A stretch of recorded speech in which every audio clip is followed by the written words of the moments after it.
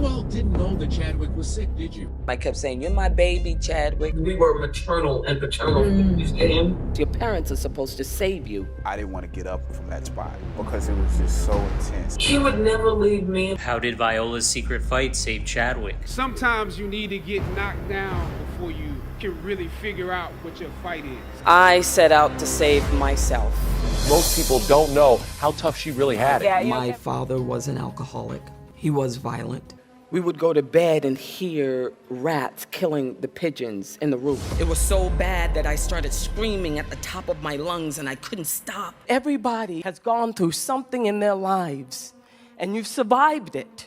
There are too many of us who want to forget. And I just wanted everyone else to think that I was great. She's a master at what she does. Who said that all of who you are has to be good? It hurts, you rage, ask why, then you forgive. Everything that you fought for was not for yourself. You know what my aha moment was? Let me tell you about the time that I died.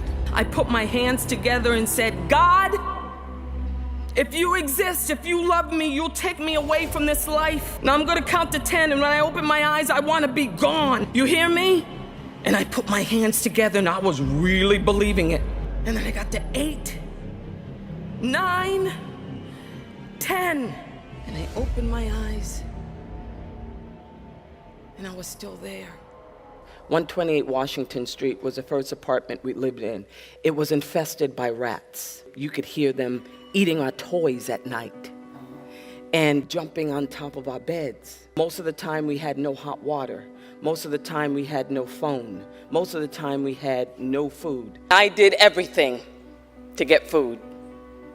I've stolen for food. I've jumped in huge garbage bins with maggots for food. And I sacrificed a childhood for food and grew up in immense shame. People on the outside, they see poverty as just a financial state. Poverty seeps into your mind. It seeps into your spirit. Viola thought she was trapped in poverty until she saw a movie that changed her life. I saw Miss Cicely Tyson in the autobiography of Miss Jane Pittman, and I saw a physical manifestation of a dream. I saw something that I could put my feet on the floor when I got out of bed in the morning, and I had a passion that could drive me. A passion that was so big that I couldn't see, the rats running around my house. I decided I wanted to be an actor. I said, I'm gonna make a commitment, and I started taking acting courses. It seemed like she'd escaped her poor childhood when her talent got her an acting scholarship to Juilliard. Within 3 years of getting out of Juilliard, you won a Tony Award. I was like, I'm it, this is it. I've arrived. But even as Viola was living her dream, she was still running from the traumatized little girl she used to be. And I thought, I should be happier than this. I felt an emptiness. I crashed and burned. I was still very much traumatized by the past. It still very much was internalized in me, and it manifested itself through low self-esteem. Who am I really? What am I doing here? And then comes disillusionment, exhaustion, isolation, the imposter syndrome, and a loss of passion. Ignoring that poor little girl had backfired.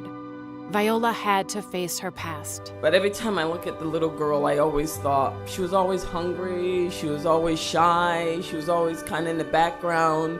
She's who I am, so I always have to honor her when she says, I'm hungry, I'm hurt, I'm alone, this is what I need. Viola knew she couldn't change her past, but she could try to make things better for kids today. Everyone should be a child and have a chance at the American dream. I'm going back to heal that little girl. I'm gonna reach back and pull her up, give her a meal. Hunger Is campaign. They have set about to eradicate childhood hunger, and I am absolutely committed to eradicating this problem. Viola discovered what she'd been missing all along. There's a difference between having a goal and having a purpose.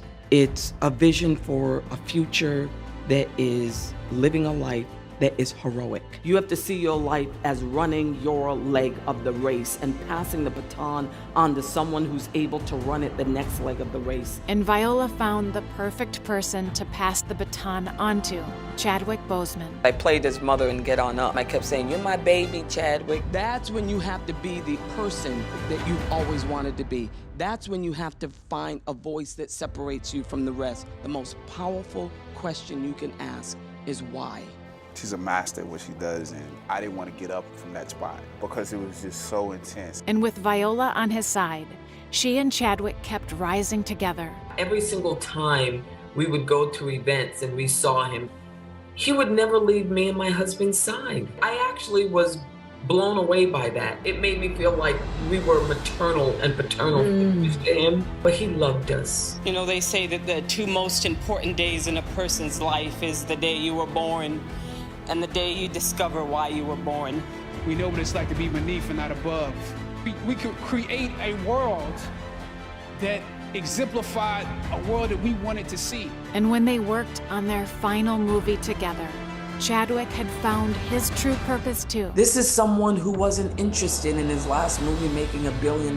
He had moved on to create something new, to give to people. I actually don't see him tragically, only because of what he did with the time he had. The young people whose lives he touched were called his Wakanda warriors.